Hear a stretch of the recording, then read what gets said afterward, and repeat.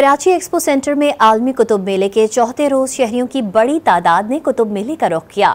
बच्चों ने भी वालिदैन के हमरा स्टॉल्स पर किताबें खरीदी। तफसीलात अनम मशकूर की रिपोर्ट में देखिए।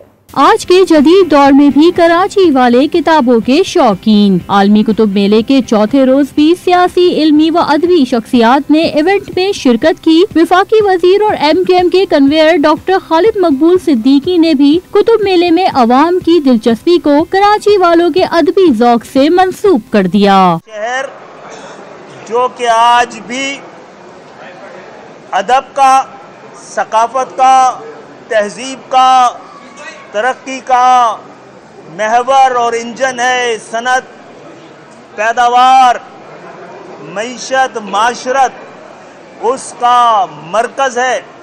वहाँ पर वहाँ के लोग, वहाँ के नौजवान, वहाँ की ख़वातीन गुज़श्ता 10 सालों से लोग देख रहे हैं और यह इससे ज़्यादा अरसे से कि अभी भी अल्लाह का शुक्र है कि हम किताबों के इश्क में मुब्तला है। छुट्टी के रोज आलमी कुतुब मेले में बच्चे भी वालिदैन के हमरा अपनी मनपसंद किताबें खरीदते दिखाई दिए। हर साल आते जब से शुरू हुआ है, अब तो मेरे ख्याल से 19th एक्सपो है ये।